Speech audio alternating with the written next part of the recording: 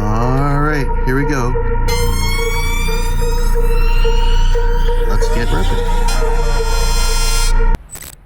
Quick bit of housekeeping right here. So, quick disclaimer, I am not affiliated with or associated to either of these hobby shops. They're just two businesses that were willing to appear in my video, and I thank them so much. Neither shop is like providing me like hot boxes or anything, so like I don't even know what's in these boxes. So on to the main event, hobby shop battles. This is where I acquire two boxes from different hobby shops, and then we compare the contents. So they're gonna duke it out head to head. Whoever has the better box, A, gets bragging rights, and B, gets to be featured as a champion in the next installment of Hobby Shop Battles. Returning as champion of episode 1 of Hobby Shop Battles is Collectors Avenue.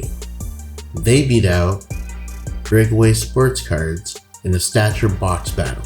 So Collectors Avenue has two locations, one in Montreal at 5155 Dakari Boulevard, and the other in the West Island at 4065 Saint Jean Boulevard in Dollar Des Ormeaux. Check out their website, collectorsavenue.com. They've got a Collectors Rewards program, so you can earn points for ordering online, which you can then redeem for a discount. And while you're there, go say hi to Jimmy for me. Here's our contender, 401 Games. They also have two locations. The first one in Toronto at 750 Yonge, so that's Yonge and Bloor, and the second in Vaughan at 7700 Keele, and that's Highway 7 in Keele. If you're in the Toronto area and are into like TCGs like Yu-Gi-Oh! And Pokemon and stuff, go check out their website because they have event listings. They also have a buy list for TCGs, so that's pretty cool. It's somewhere you can go sell your TCG cards pretty quick. Now what about sports cards? Well, they got a pretty decent selection there, and they have some sets that go back a few years, some really hard to find stuff. Go check them out at 401games.ca.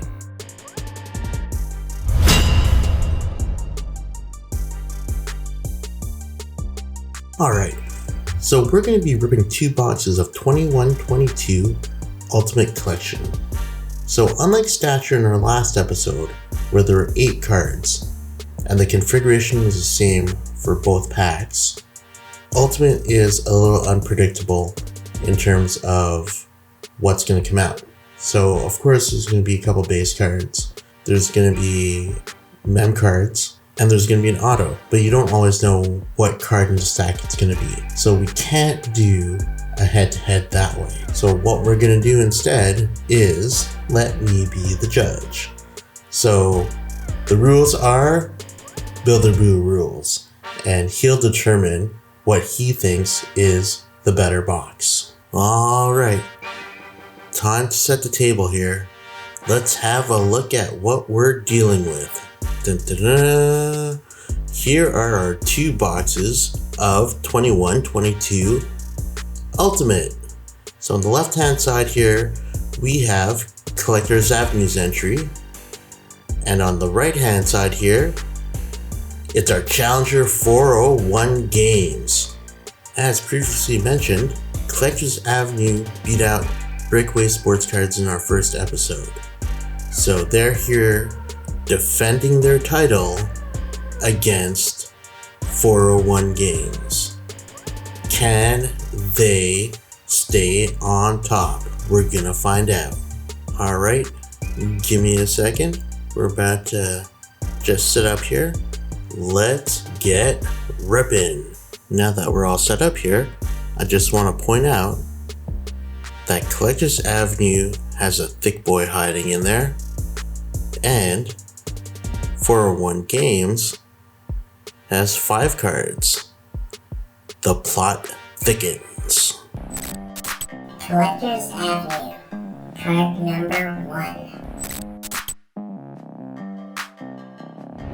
Ah, cool. A Jerome McGinley, numbered 90 out of 149. Great player, always loved Iggy. Before he even made it to the NHL, he was traded from Dallas to Calgary with Corey Millen for Joe Nieuwendyk. So this is a very interesting trade because you have a future Hall of Famer in his prime in Nieuwendyk going one way and an eventual Hall of Famer who hadn't even played an NHL game going the other way. So Dallas did win a cup with Nieuwendyk, so I guess if you win a cup, all's forgiven. Yeah, it's a cool trade to think about when you have two Hall of Famers at different stages in their careers going from one team to another. As far as base cards go, this one's alright. 401 games. Card number 1.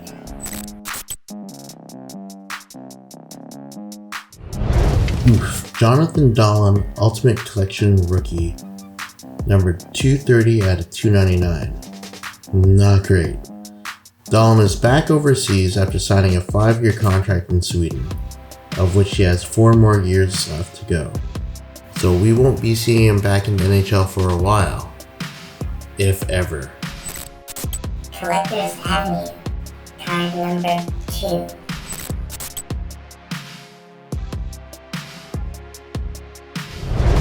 Okay. Karl Vejmelka Ultimate Signatures Non-Numbered Rookies. But, look at that terrible signature. Karl, you should be ashamed of yourself. A couple of things to address here. 1. Rookie card. 2.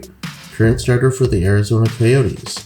What that means is his save percentage and goals against average probably won't be looking too great, but the Coyotes have added Sean Durzi and Matt Dumba in the offseason, so that might help. But okay, if you get a rookie that's playing in the NHL, that has to count for something. I guess who knows?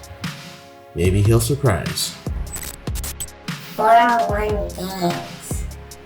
Card number 2. Okay. Nice low numbered 11 out of 35 Ultimate Signatures of Dylan Strome. You know, I would have been a lot more excited if it was closer to his draft year when he was drafted 3rd overall by Vejmelka's Coyotes way back in 2015. But Arizona was slow to bring him up, and then he was traded to the Blackhawks. He scored 65 points for Washington last year on a show me contract, and that got him a nice new shiny 5-year deal. Well, it's safe to say he's not going to be a superstar in the league. I mean, he's a decent player, and he'll get you around 60-65 points. Maybe he's got some post-sleeper hype out there. Who knows? But this is not a rookie card, and as of right now, there's not a whole lot of people in the hobby chasing Dylan Strome autos. Collector's Avenue. Card number 3. Ooh. Wow, we got ourselves a thicky thick. This is an Ultimates gold patch of the Panthers. We've got Sasha Barkov and see you later Huberdeau. We're getting Kachunky. There are base versions of this card which are basically like one color patches. So this one is numbered and a nice low number to 35. So it has 2 really beautiful patches on this card. This is a very, very good looking card. At first I thought there was a crack in it, but turned out to be pencil. Why would someone over there have a pencil around these cards? Weird. 401 games. Card number 3.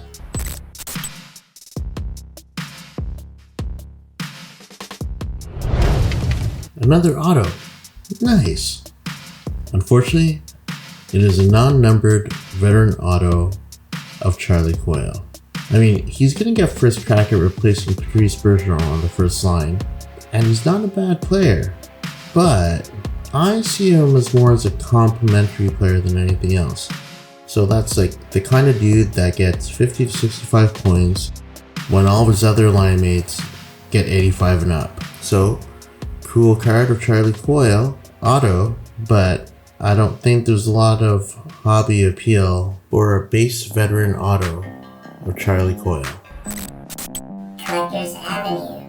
Card number 4.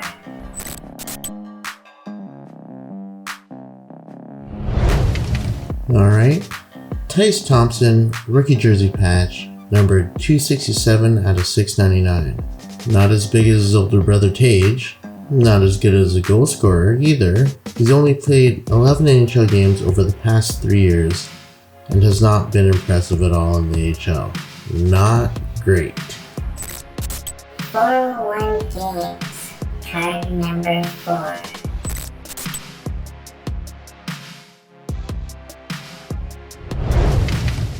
Alright, rookie jersey patch of Cole Perfetti.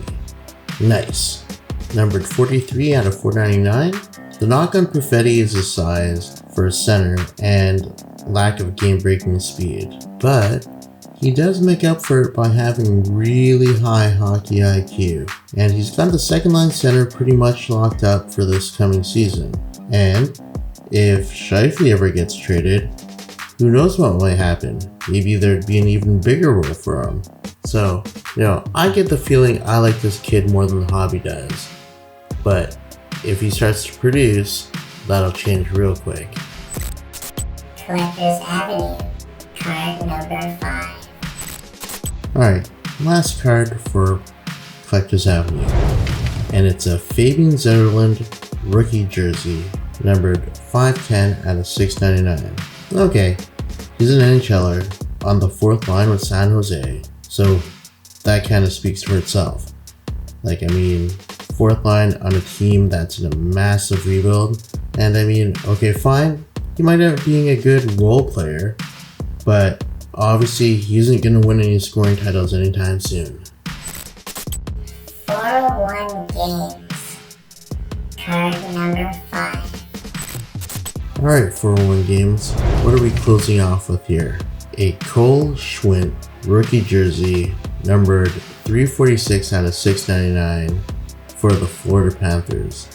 Well, he's now a Flame after being part of that deal that sent Huberdeau to Calgary and Tkachuk to Florida. And funny how that all relates to that Ultimates patch. He's most likely headed back to the AHL, and I'm not even sure if he'll get another contract after that. But his numbers aren't very impressive in the AHL, so he really needs to start showing up this coming season. Good luck, Cole Schwindt. So, I think the decision here is very clear, and hopefully all you viewers agree with me that this really has to go to Collectors Avenue. Number one, it had the nicest looking card in both these boxes in the Ultimates logo jersey patches, numbered to 35. And as far as autos go, sure, it only had one auto in the box compared to 2 from 401 games, but the auto is of a rookie for one, and a rookie that has the number 1 job. Okay, sure, on a bad team, but he still has a number 1 job. Guess what, folks? Here's the decision. Collectors Avenue holds on to the winner's title and is gonna return for episode 3 of Hobby Shop's Battles as a 2-time winner. So who out there wants to go take Collectors Avenue down? Message me at builderbu@gmail.com if you're a hobby shop, you want to get in on the action and be the next contender on Hobby Shop Battles. Let's give it a shot and see how you do against Collectors Avenue. Alright, so that was pretty fun. Thank you all for watching, and good luck, and keep on ripping.